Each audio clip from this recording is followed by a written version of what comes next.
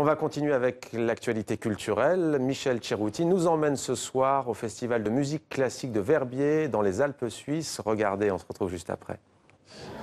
Bienvenue en effet à Verbier, à 1500 mètres d'altitude, au cœur des Alpes valaisannes, en Suisse, pour ce festival aussi prestigieux qu'incontournable pour tous les grands interprètes du monde de la musique classique, séduits qu'ils sont par les paysages grandioses qu'ils proposent lorsqu'il n'y a pas de nuages, autant que par l'accueil légendaire qui a fait la réputation de cette manifestation.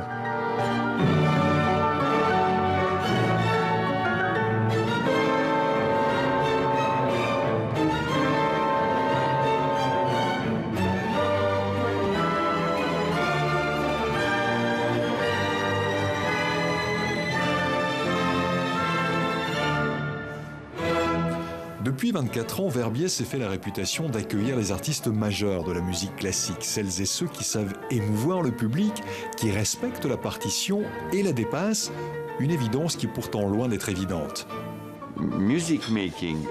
Il faut accepter d'être exhibitionniste pour jouer de la musique, de mettre son âme à nu.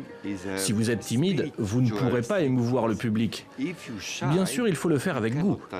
Nous ne sommes pas, désolé de le dire, des prostituées. Ça ne doit pas être fait au rabais, juste pour avoir du succès. Mais il faut quand même accepter de s'exhiber. C'est de l'art. Mais si vous ne ressentez pas profondément ce que vous faites, le public ne le ressentira pas non plus.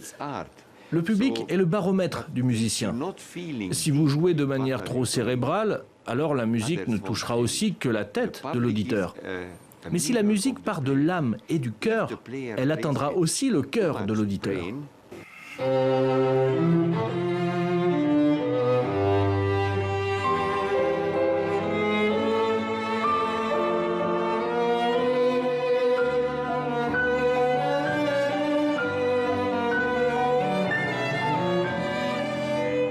Être un artiste, c'est avant tout raconter une histoire. Parce que d'être un grand technicien, même de jouer formidablement Brahms, Schubert ou Beethoven, c'est formidable, mais c'est pas le but en soi.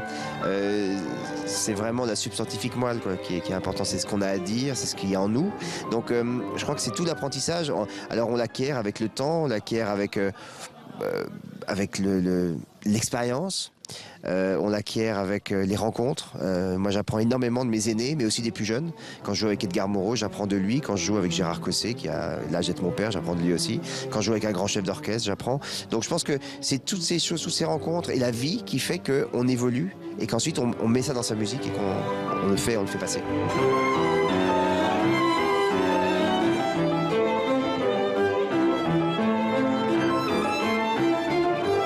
Il y a la sonorité que vous y mettez, votre âme, il y a votre personnalité, votre aura, votre façon d'être.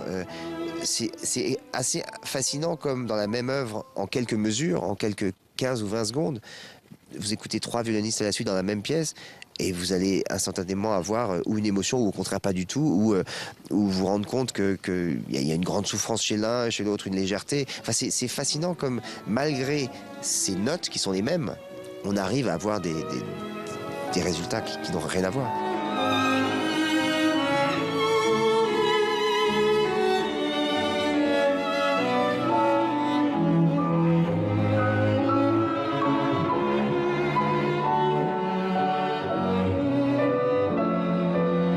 Présent également sur scène ce soir-là aux côtés de Renaud Capuçon, le violoncelliste prodige Edgar Moreau, dont le jeune âge n'empêche en rien un discours musical d'une grande maturité.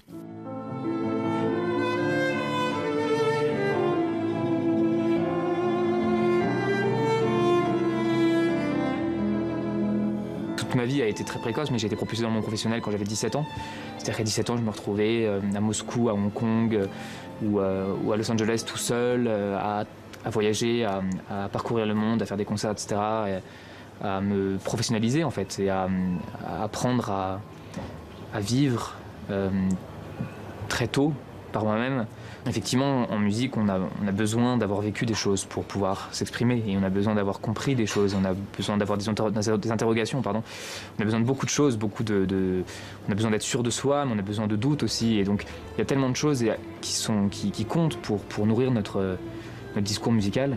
Et après, je ne sais pas si c'est à moi de dire ça, mais je me considère à la fois comme un enfant et comme un adulte un peu vieux. C'est un peu étrange, alors que j'ai 23 ans.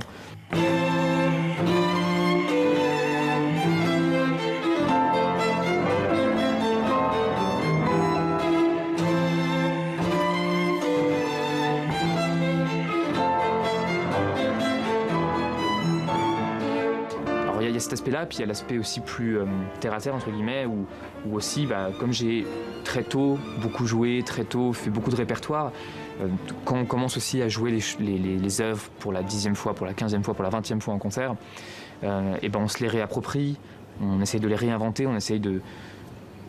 Des fois on essaye, des fois c'est très instinctif, mais en tout cas la vision de la musique change, et elle change en fait très naturellement par l'expérience de la scène aussi.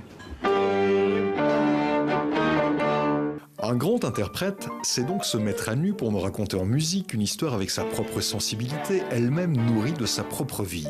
Voilà pour la théorie. Et en pratique. Don't move yet, you don't know what's happening. Oh, and bluff yourself that you don't know what's happening.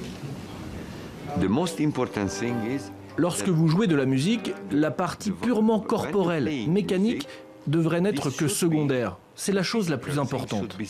Il faut que vous soyez complètement à l'intérieur de votre imaginaire. C'est très important.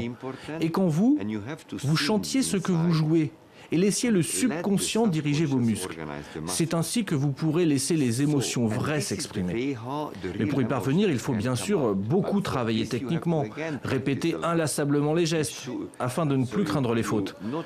Donc, si vous intellectualisez trop, vous tuez l'instinct. Vous devez connaître le bon équilibre entre l'intellect et l'instinct, parce que l'instinct est plus puissant que l'intellect. C'est l'une des choses les plus difficiles pour tous les musiciens, chefs d'orchestre, violonistes ou violoncellistes. Cet équilibre entre l'intellect et les émotions.